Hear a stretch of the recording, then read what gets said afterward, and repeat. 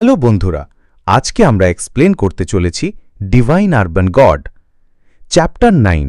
তো চলুন শুরু করা যাক। আগের পর্বে আমরা দেখেছিলাম ইয়েচেনের সামনে একটা মেয়ে এসে তার বাড়িতে নিয়ে আসে। এই মেয়েটার নাম জিয়া। জিয়া তার বাড়ি দেখিয়ে বলে, এইটা আমার বাড়ি। ইয়েচেন দেখে অবাক হয়ে বলে, এত বড় বাড়ি আর কত সুন্দর। ইয়েচেন চশমা খুলে বলে, চিন্তা করো না মিস, আমি তোমাকে নিশ্চিত করব যে সে সুস্থ হবে। জিয়া বলে, না না না, তুমি ভুল বুঝছ, তুমি এখানে ঠিক করার জন্য আসনি। ইয়েচেন একটু হ্যারান হয়ে বলে, তাহলে তাহলে তুমি আমার কাছে কেন এসেছ? জিয়া এক চোখ বন্ধ করে বলে, তোমাকে এখানে কেন ডেকেছি, মিথ্যা বলার জন্য? ইয়েচেন একটু রেগে গিয়ে বলে, আমি কোনো মিথ্যাবাদী নই, মিসের সাথে খেলার সময় আমার নেই, তুমি অন্য কাউকে খুঁজে নিতে পারো। জিয়া ব্যাংক কার্ড বের করে বলে, এই কার্ডে 100,000 আছে। টাকা দেখে ইয়েচেনের রূপ বদলে যায়, আর টাকা নিয়ে মাথায় হাত দিয়ে বলে, তুমি কি চাও মিস? তুমি যা চাও আমি তাই করব। জিয়া মন খারাপ করে বলে, এটা সত্যি যে আমার বাবা অসুস্থ। ডাক্তার বললেন বাবা হয়তো কয়েকদিনের বেশি বাঁচবেন না। আমার বাবা মা খুব কাছের মানুষ, আমার ভয় হচ্ছে বাবা সত্যিই মারা যাবেন। মা যদি ঠিকভাবে চিন্তা করতে না পারেন তাহলে বোকামি করবেন।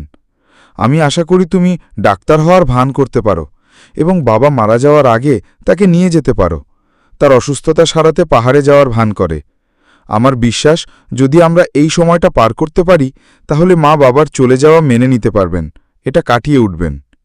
ইয়েচেন মনে মনে হেসে বলে, আমাকে এভাবে ব্যবহার করা ঠিক নয় মিসি, কিন্তু আমি এখানে, সে তো অন্য গল্প। ইয়েচেন বুকে হাত রেখে আত্মবিশ্বাসের সাথে বলে, আমি এটার যত্ন নেব, আমি কাজটি সফলভাবে সম্পন্ন করব। জিয়া খুশি হয়ে বলে, দারুণ, আমি তোমার উপর ভরসা করছি, তাই আমাকে পুলিশ ডাকতে হবে না। ইয়ে অবাক হয়ে বলে, পুলিশ? জিয়া বলে, যদি না করো তোমাকে পুলিশের হাতে তুলে দেওয়া হবে। ঘরের কাজের লোক এসে দরজা খুলে বলে, মিস তুমি ফিরে এসেছ? মিস, এই সময় বাইরের লোক আনা একটু কঠিন কাজ। জিয়া ইশারা করে বলে, সে আমার বন্ধু, যে সাহায্য করতে এসেছে, চিন্তা করো না। জিয়া আস্তে আস্তে বলে, আমি যা বলেছি তা মনে রেখো। ইয়েচেন লাইক করে বলে, তুমি যা বলেছিলে তা মনে রাখব। আর মাঙ্গা ট্রান্সলেটার চ্যানেলকে লাইক করতে হবে। জিয়া তার বাবার কাছে এসে বলে, বাবা বাবা, জিয়া আমি ফিরে এসেছি। ইয়েচেন রোগী দেখেই বলে, তাকে দেখে খুব ভালো মনে হচ্ছে না। ইয়েচেন তার চোখের শক্তি দিয়ে জিয়ার বাবাকে দেখে মনে মনে বলে, এই রোগী প্রায় ভূতের দরজায় পা রেখেছেন, মরণশীল ওষুধ তাকে বাঁচাতে পারবে না। মৃত বাতাস তার বুক ভরে গেছে, আর যখন এটি তার মাথায় পৌঁছাবে তখন একজন মহান ওমরও তাকে বাঁচাতে পারবে না। জিয়া ইয়েছেনকে বলে, গত মাসে আমার বাবা শেন হাইহুয়া ফুসফুসের ক্যান্সারে আক্রান্ত হয়েছিলেন। যদিও তিনি বিদেশের সেরা হাসপাতালে গিয়েছিলেন, তবুও চিকিৎসা অকার্যকর ছিল। তারপর আমরা রাজধানী থেকে ডাক্তার কিউইকে ভাড়া করেছিলাম, কিন্তু গতকাল তিনি আমাদের বলেছিলেন যে আমার বাবা আর মাত্র একদিন বাঁচতে পারবেন। জিয়া ইয়েছেনের হাত ধরে অনুরোধ করে বলে, তোমাকে এটা লুকাতে সাহায্য করতে হবে, আমার মাকে জানাতে হবে না। কিছু পেজে লেখা ছিল না, সেগুলো বাদ দিয়ে দিলাম। এখানে জিয়ার ভাই এসে জিয়াকে বলে, তোমাকে সৎ হতে হবে, বুড়ো হয়ে মারা যাওয়া স্বাভাবিক, তুমি আমাদের মায়ের কাছে কিভাবে মিথ্যা বলতে পারো? এই ছেলেটার নাম সেন পরিবারের সেন মেংলং। সে বলে, আমি ইতিমধ্যেই শেষকৃত্যের ব্যবস্থা করে ফেলেছি, আমি কথা দিচ্ছি বাবাকে সুন্দর করে শেষকৃত্য করাব। জিয়ার রেগে গিয়ে মেংলংকে বলে, ভাই তুমি এটা কিভাবে করতে পারো? তুমি জানো না যে মা ভালো নেই? মেংলং তার মাকে বলে, মা খুশি হও, বাবা এত কঠিন জীবনযাপন করেছেন, মৃত্যু কি স্বস্তির নয়? বাবাকে সবসময় কষ্ট পেতে দেখা আমার সহ্য হচ্ছে না। চিন্তা করো না, যখন আমি পরিবারের দায়িত্ব নেব তখন তোমার আর জিয়ার সাথে খারাপ ব্যবহার করব না। জিয়ার মা কান্না করে বলে, আমি তোমার বাবাকে ছাড়া বাঁচতে পারব না, যখন তোমার বাবা মারা যাবে তোমার মা তার সাথে যাবে। ইয়েচেন মনে মনে বলে, আমি বুঝতে পারছি, যদি শেন হাইহুয়া মারা যায় তাহলে উত্তরাধিকার তার স্ত্রী, ছেলে এবং মেয়ের মধ্যে সমানভাবে ভাগ হয়ে যাবে। এই ছেলেটি তার মাকে হত্যা করতে চায় কেবল আরও সম্পত্তি পাওয়ার জন্য। জিয়া রেগে গিয়ে মেংলংকে বলে, বাবা তো এমনই, তুমি দুঃখের ভানও করো না, সামান্য কিছু টাকার জন্য তুমি তাকে মেরে ফেলতে চাও, তুমি একটা পশু। মেংলং রাগ করে চিৎকার করে বলে, তুমি আমাকে পশু বলার সাহস কিভাবে করলে? সে মরতে চায়, আমি তাকে থামাতে পারছি না। আমার চেষ্টা করো আর তোমার মুখ ছিঁড়ে ফেলব। এইটা বলে জিয়ার উপর আক্রমণ করে। ইয়েছেন এক ঘুষি মারে তার মুখের উপর আর চিৎকার করে বলে, সে এখনও মরে নাই। ডক্টর আর জিয়ার মা हैरान হয়ে বলে, ম্যাংলং। ডক্টর খেপে গিয়ে জোরে বলে, তুমি কে? তুমি কি জানো যে এই ভদ্রলোকটি খুব শীঘ্রই সেন পরিবারের প্রধান হবেন? ইয়েছেন হাত উঠিয়ে জোরে বলে, যদি তুমি আমাকে 10 মিলিয়ন দাও, আমি এই রোগীকে বাঁচাতে পারব। ইয়েছেন ভিতরে গিয়ে নিজের কাজ করছে আর বাইরে সবাই অপেক্ষা করছে। জিয়ার মা বলে, জিয়া, জিয়া, ওই যুবক কি সত্যি তোমার বাবাকে বাঁচাতে পারবে? জিয়া একটু ঘাবড়ে গিয়ে বলে, মা, আমি তোমাকে অনেক দিন ধরেই চিনি। সে খুব ভালো ডক্টর, বাবা ভালো হয়ে যাবে। জিয়া মনের মধ্যে বলে, সে একজন চরম মিথ্যেবাদী, আগুনের সুযোগ নিয়ে প্রকাশ্য 1 কোটি টাকা চাইছে। মেংলংয়ের মুখে এখনও ঘুষির দাগ আছে। মেংলং বলে, যদি বাবা মারা যায় তাহলে তুমি দায়ী, আর তারপর আমি ওই মৃত মিথ্যেবাদীকে জেলে পাঠাব। মেংলং মনের মধ্যে বলে, ধুর, যদি সে সত্যি মৃত্যু সারিয়ে তুলতে পারে তাহলে সম্পত্তিটা আমার হাতছাড়া হয়ে যাবে। এখানে ইয়েচেন জিয়ার বাবাকে দাঁড়িয়ে দেখে। ইয়েচেন হাতে জাদু আনে আর মনের মধ্যে বলে, তুমি ভাগ্যবান যে আমার সাথে দেখা করেছ। বৃদ্ধ লোকটি আমাকে রোগ ঠিক করার শিল্প শিখিয়েছে, যা তোমাকে কবর থেকে ফিরিয়ে আনার জন্য যথেষ্ট। ইয়েচেন তালিসমান বের করে মন্ত্র পড়ে, স্বর্গ ও পৃথিবী, আত্মা ও দানব, ইন ও শয়তানরা ইয়াং গঠনে ফিরে আসো। সেই তালিসমান হাইহোয়ার চারপাশে ঘুরতে থাকে। হাইহোয়ার শরীর থেকে কালো ধোঁয়া বের হয়। ইয়েচেন ধোঁয়া দেখে বলে, ডেথ গ্যাস আটকে গেছে, মেরিডিয়ানগুলো অবরুদ্ধ। ইয়েচেন অনেকগুলো সুই বের করে বলে, কিন্তু এখনও একটা শিরা আছে, যদি সেটা সংযুক্ত হতে পারে আমি তার জীবন বাঁচাতে পারব। সুইগুলোর সাথে একটা ড্রাগন বের হয়। সুই মারার পর একটা ভূত বের হয়ে আসে, আর সেই ভূত এখান থেকে পালানোর চেষ্টা করে। ইয়েচেন চিৎকার করে মন্ত্র পড়ে, মৃত শক্তি, বিরতি। সে হাত মুঠো করে ভূতকে মেরে ফেলে, তারপর হাইহোয়া বিছানায় পড়ে যায়। এই কাজ করতে গিয়ে ইয়েচেনের শক্তি অনেক কমে যায়। ইয়েচেন মনের মধ্যে বলে, আমি কখনো ভাবিনি যে তাকে বাঁচালে আমার এত কিছু কেনে নেওয়া হবে। আমার এখনও আরও অনুশীলন করতে হবে। ইয়েচেন বাইরে এসে সবাইকে বলে, ঠিক আছে, সে জেগে উঠতে চলেছে। জিয়া हैरान হয়ে বলে, কি? জিয়ার মা খুশি হয়ে বলে, সত্যি? সে কি জেগে উঠতে চলেছে? ইয়েচেন জিয়ার মায়ের কাছে গিয়ে বলে, নিজেই দেখুন, আগে টাকা দিন। জিয়ার মা কার্ড বের করে বলে, ধন্যবাদ মাস্টার, টাকাটা এই কার্ডে আছে, পাসওয়ার্ড 6টা শূন্য। মেংলং কার্ড নিয়ে রেগে গিয়ে বলে, মা, জ্ঞান ফিরে এসো।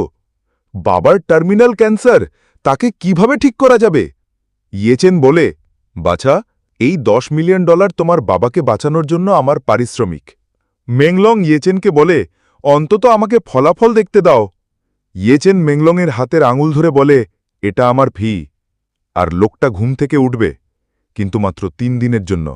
ইয়েচেন মেংলংয়ের হাতের আঙুল এত জোরে চেপে ধরে মুচকে দেয় যে সে নিচে বসে চিৎকার করতে থাকে। তারপর ইয়েচেন সেই কার্ড আবার নিয়ে নেয়। ইয়েচেন কার্ড নিয়ে বলে, আমি আগে টাকা নেব, 3 দিন পর ফোন করো। 3 দিন পর আমাকে তাকে একটা ওষুধ দিতে হবে, যদি না দাও স্বর্গের রাজাও তাকে বাঁচাতে পারবে না। মেংলং মার খেয়ে বলে, ধুর, জারজোশটা আমাকে মারধর করে আমার টাকা কেটে নেওয়ার সাহস কিভাবে করল? আমি পুলিশকে ফোন করব। ডাক্তার মেংলংকে বলে, চিন্তা করো না, আমি স্টেশনে একজনকে চিনি, আমি তোমাকে তার সাথে মোকাবিলা করতে সাহায্য করব। জিয়া পিছনে তাকিয়ে দেখে আর हैरान হয়ে বলে, বাবা! জিয়ার বাবা সুস্থ হয়ে বাইরে চলে এসেছে। জিয়া আর জিয়ার মা দেখে খুশি হয়ে যায়, আর মেংলং আর ডাক্তার শক হয়ে যায় হাইহুয়াকে ঠিকঠাক দেখে। মেংলং ঘাবড়ে যায়, তার মুখ দিয়ে ঘাম ছুটতে থাকে, আর মনের মধ্যে বলে, ও ভগবান, সে টার্মিনাল ক্যান্সার নিয়ে কিভাবে বাঁচব? হাইহুয়া সামনে এসে সবার আগে জিজ্ঞেস করে, সেই ডাক্তার কোথায়? হাইহুয়া জিয়া আর জিয়ার মায়ের কাছে গিয়ে বলে, সোনা আর জিয়া, তোমাদের আর অলৌকিক ডাক্তারকে ধন্যবাদ, আমি এখন অনেক ভালো। জিয়ার মা বলে, হাইহুয়া, আপনি সত্যিই জেগে আছেন? জিয়া বলে, বাবা। হাইহুয়া মেংলংয়ের দিকে মন খারাপ করে তাকিয়ে বলে, সেন মেংলং, তুমি সম্প্রতি অনেক ভালো কাজ করেছ। মেংলং বলে, পরিবারের জন্য সবকিছু করতে পারি। হাইহুয়া রেগে গিয়ে বলে, তুমি কি মনে করো আমি জানি না আমি অসুস্থ থাকাকালীন তুমি কি করেছিলে? আর আজ থেকে আমার কাছ থেকে একটা পয়সাও নিও না। মেংলং বলে, আরে বাবা, এটা করো না। হাইহুয়া জোরে বলে, তুমি একটা নিচু লোক। যদি ডাক্তার বাঁচাতে না আসতেন তাহলে তুমি চিকিৎসা করাতেই দাওনি। এরপর দৃশ্য পাল্টে গিয়ে হুয়ামেই গ্রুপের বিল্ডিং দেখানো হয়। সেখানে সান ই আর বাকি সবাই মিটিং রুমে বসে আলোচনা করছে। একজন বলে, হায়, হুয়ামেই গ্রুপের শেয়ারের দাম কমে গেছে এবং সংকটে পড়েছে। এটা আমাদের জন্য খুব কঠিন সময় হয়ে যাবে না তো? আরেকজন বলে, আমি সংবাদ সম্মেলনটি দেখেছি। মৌখিক সৌন্দর্যের প্রভাব সত্যিই অসাধারণ। চশমা পরা এক মেয়ে বলে, যদি গ্রুপটি নতুন কোনো পণ্য চালু না করে তাহলে আজ হোক কাল হোক এটি ভেঙে পড়বে। এসব শুনে সানি বলে, আমরা কি করব? সান ই কথা বলার পর বসে থাকে। পাশে তাকিয়ে দেখে কেউ দেখছে কি না। মনের মধ্যে সন্দেহের চোখে ভাবে, চুলকানি হচ্ছে কেন? তারপর হঠাৎ নিজের তরমুজের ভেতরে হাত দিয়ে শখ হয়ে বলে, এই তো ইয়েচ্যাংয়ের নোট। এটা এখানে কেন? এটা বলতেই তার মুখ লাল হয়ে যায়। সান ই নিজেই জানে না এটা তার তরমুজের ভেতরে ঢুকালো কে, তাই হচকুচিয়ে বলে, লোকটা কখন এটা ঢুকিয়েছিল? হঠাৎ সামনে এক মেয়ের হাত আসে কাগজটা নেওয়ার জন্য। সান ই দেখেনি। মনের মধ্যে ভাবে, আপাতত উপেক্ষা করা যাক। ইয়েচেং বলেছে এই সূত্রের দাম 1 কোটি। কিন্তু পিছনে থাকা সেই মেয়েটা কাগজটা নিয়ে নেয়। লাল জামা পরা মেয়েটার নাম সুনা।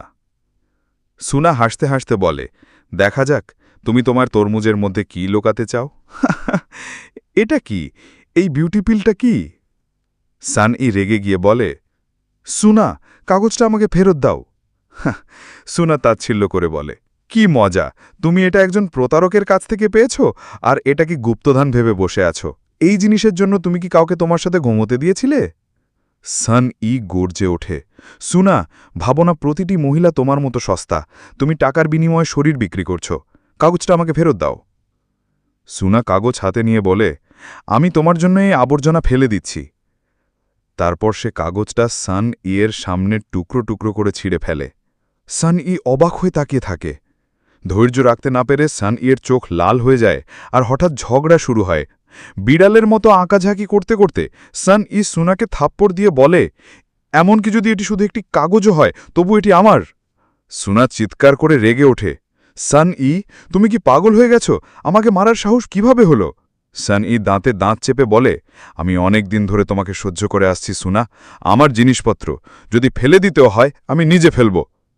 মিটিং রুমে বসা একজন বিরক্ত হয়ে বলে, ওরা দুজন আবার শুরু করেছে। সুনার রাগে সানিয়ের গাল টেনে ধরে বলে, কুত্তা, শুধু একটুকরো কাগজের জন্য তুমি আমাকে ধাক্কা দেওয়ার সাহস করেছ? সানি চেঁচিয়ে ওঠে, তুমি কি এটা ছিঁড়ে ফেলার? এভাবে ঝগড়া চলতেই থাকে। সুনা চিৎকার করে বলে, আমি তোমাকে মেরে ফেলব। সানি পাল্টা বলে, চলো, কে ভয় পাচ্ছে? মিটিংয়ের লোকেরা ছুটে এসে বলে, আরে আরে, ঝগড়া করো না, আমরা একটা মিটিং করতে যাচ্ছি। ঠিক তখনই দরজার সামনে জিয়া রুয়ো শুয়ে এসে দাঁড়ায়।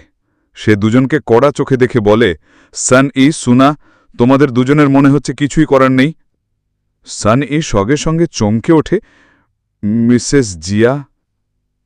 হোয়ামে গ্রুপের প্রেসিডেন্ট জিয়া রুয়ো শুয়ে রাগে চোখ দিয়ে আগুন বের করছে। সে ঠান্ডা গলায় বলে, আমি নিশ্চিত তোমরা খুব ভালো করেই জানো আজকের মিটিংটা কি নিয়ে।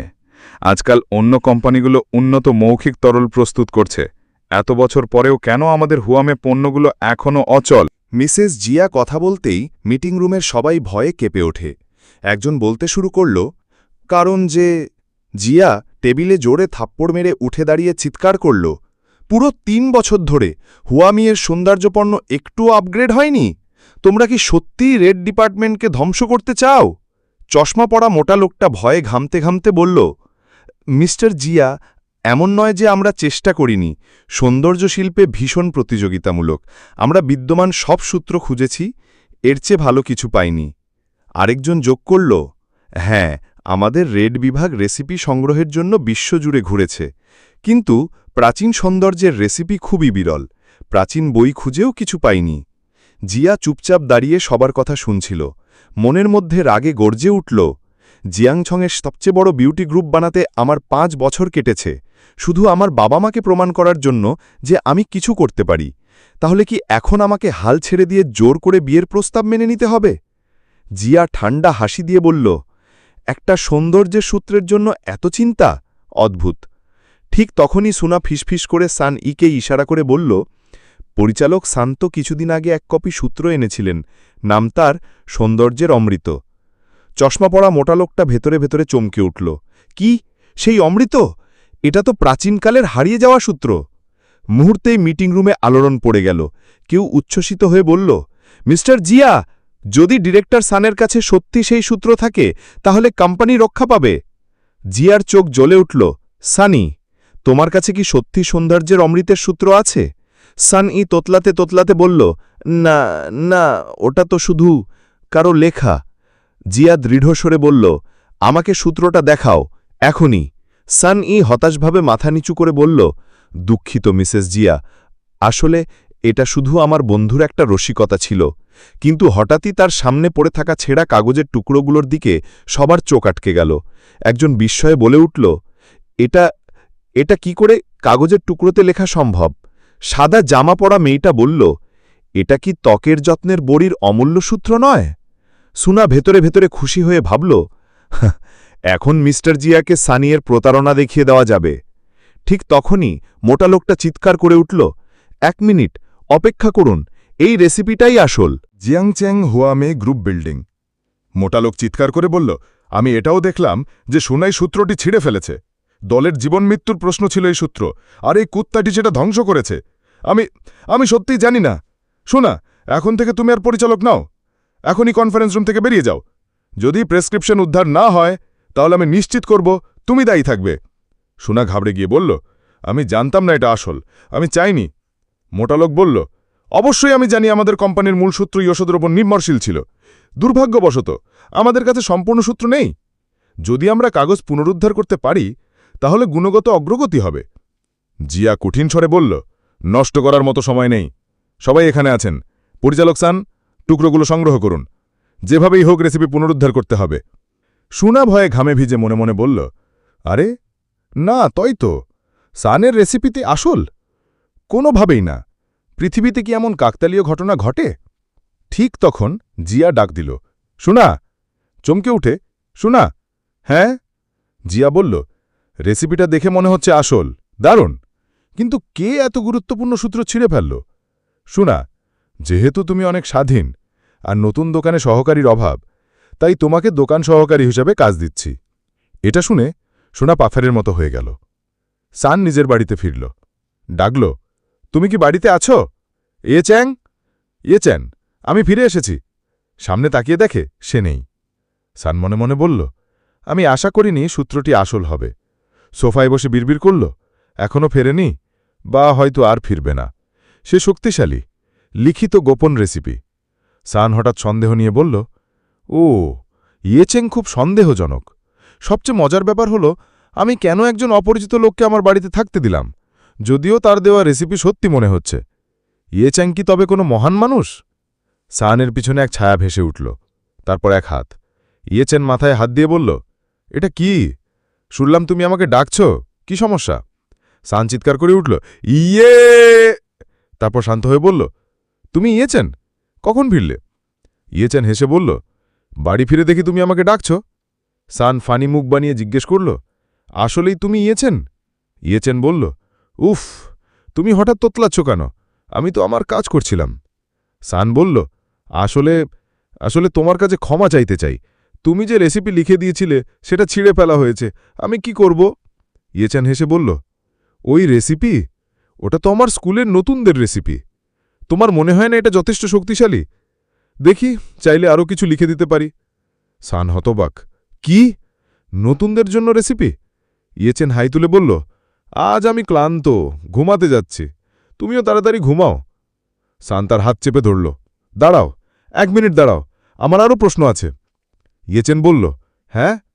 যদিও আমি ক্লান্ত, কিন্তু তুমি যদি জিজ্ঞাসা করো, একজন নানু পুরুষ হিসেবে না বলবো না।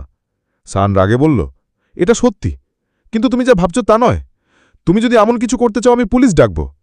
সান স্মরণ করল, যখন প্রথম দেখেছিলাম তুমি মিস্টার জিয়ার নাম চিৎকার করছিলে, তাই না?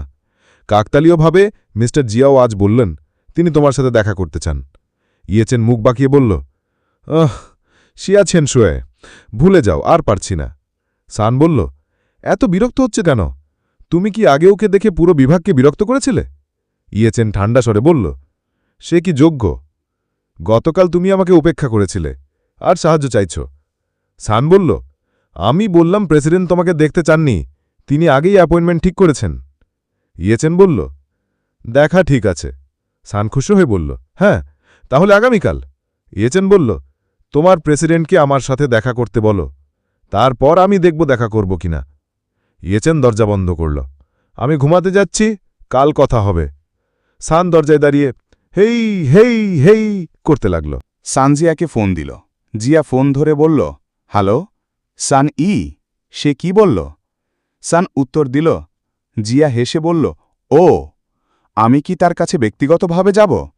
হ্যাঁ, সমস্যা নেই, তবে শোনো, ততক্ষণ তুমি ওর উপর নজর রাখবে। ফোন রেখে জিয়া বিড়বিড় করল, ইন্টারেস্টিং। তুমি বরং ফ্রন্ট ডেস্কে বসে আমাকে দেখার দৃশ্য বানাতে চাইবে, আর এখন এভাবে অভিনয় করছ। দেখি তুমি কেমন মানুষ। ইয়েচেন বাজারে এসে এক দোকানের সামনে দাঁড়িয়ে দেখে মিলনস্থল। সে বলে, এখানকার সবচেয়ে বড় ফার্মেসি? মনে হচ্ছে এটাই পৃথিবীর সবচেয়ে বড় ফার্মেসি। লাইনটা অনেক বড়, আগে চারপাশটা দেখি। একটা ছবির সামনে দাঁড়িয়ে বলে, এই চিত্রকর্মটা? যদি এটা কপি হয় খারাপ না। পেছন থেকে মেয়ে এসে বলে, তুমি কোথা থেকে এসেছ? সাহস কিভাবে করলে আমাদের ধনকে কপি বলাল? মেয়েটার নাম ঝু জিকশোয়ান, তার পাশে দাদা ঝু রেন্দে। রেন্দে বলে, জিকশোয়ান এত অভদ্র হয়েও না।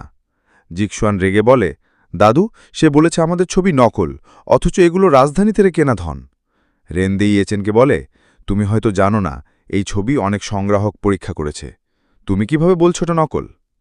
ইয়েচেন বলে, এটাই প্রমাণ করে তোমরা আর ওই সব সংগ্রাহক সবাই আনাড়ি। চোখ আছে কিন্তু দেখতে পাও না। তবে স্বীকার করি, নকল হলেও অনুকরণটা ভালো, মানুষকে বোকা বানাতে রাখতেই পারো। এটা বলে ইয়েচেন চলে যায়। জিকশোয়ান রেগে যায়, তোমার সাহস কত? ইয়েচেন বলে, মনে হয় এই দোকানে ভালো কিছু পাবো, কিন্তু না, আমি বেশি ভেবেছিলাম। জিকশোয়ান চেঁচিয়ে বলে, তুই পাঙ্ক, দাদা, আমাকে ওকে শিক্ষা দিতে দাও। রেন্দে বলে, জিকশোয়ান, সাধারণ মানুষের সাথে লড়াই করো না। কিন্তু জিকশোয়ান শরীর থেকে সবুজ আলো বের করে লাফ দিয়ে ইয়েচেনকে লাথি মারে। সবাই ভয়ে বলে, ও না, এই মেয়েটা প্রাচীন মার্শাল আর্ট অনুশীলন করেছে, ওকে মেরে ফেলো না। ইয়েচেন পা আটকে দেয়, বলে, এটাই কি? জিকশোয়ান ভয় ভাবে, অসম্ভব। ইয়েচেন বলে, মিস, তুমি কি যথেষ্ট খেয়েছ? জিকশোয়ান চেঁচায়, ছেড়ে দাও, শয়তান। ইয়েচেন হেসে বলে, খারাপ বাচ্চা। তারপর জিকশোয়ানকে মাটিতে ফেলে দেয়। রেন্দে চিৎকার করে, জিকশোয়ান! ইয়েচেন হেসে বলে, আমি ভাবিনি এখানে প্রাচীন মার্শাল আর্টিস্ট পাব। কিন্তু লজ্জাজনক, এই বিদ্যা পুরুষদের জন্য, মহিলাদের জন্য নয়। আরও কয়েক বছর চর্চা করলে অকেজো হয়ে যাবে। এটা শুনে জিকশোয়ান রেগে যায়। রেন্দে বলে, থামো, দেখছো না এই ছেলেটা আসল কিবি ব্যবহার না করেই তোমার কিক ব্লক করেছে? যদি করুণা না দেখাতো তুমি হয়তো। জিকশোয়ান চিৎকার করে বলে, চুপ, এই শয়তান সত্যিকারীর কিউই কি জানে? আমি শুধু অসাবধান ছিলাম। ইয়েচেন বলে, ও, তাহলে জিজ্ঞেস করি মিস। জিকশোয়ান ভাই ভিজে বিড়ালের মতো হয়ে যায়। ইয়েচেনের বেগুনি আলো দেখে তার পিছনের রাক্ষসের মতো ফিগার দেখা যায়। ইয়েচেন বলে, তুমি কি এভাবেই সত্যিকারের কিউই ব্যবহার করো? জিকশোয়ান ভয়ে বসে পড়ে, বলে, এ কিউই অসম্ভব, দাদু পালাও। রেন্দে ভয়ে ইয়েচেনের কাছে ক্ষমা চায়, বলে, ছোট ভাই, দুঃখিত, আমার নাতনির চোখ পাহাড় চিনতে পারেনি। ইয়েচেন বলে, সর্বোপরি সে তো শিশু। রেন্দে বলে, জিকসন, তাড়াতাড়ি ক্ষমা চাও। তারপর রেন্দে ইয়েচেনকে বলে, এই চিত্রকর্ম সম্পর্কে কিছু বলবে? আমি তো কিছুই বুঝতে পারি না।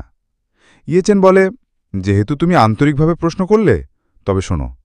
সে তার বেগুনি আলো ছবির উপর ছড়ে দেয়, বলে, এই চিত্রকর্ম আসল থেকে আলাদা করা কঠিন। অনুকরণকারীরা প্রকাশ্যে স্বাক্ষর করতে সাহস পায়। আসল কিবি ব্যবহার করলে সত্য প্রকাশিত হবে। চ্যাপ্টার এখানেই শেষ। আর এই ভিডিও এখানেই শেষ হয়ে যায়। ভিডিও ভালো লাগলে লাইক আর সাবস্ক্রাইব করতে ভুলবেন না, আর কমেন্ট করে জানাবেন এই গল্পের আরও চ্যাপ্টার লাগবে কিনা।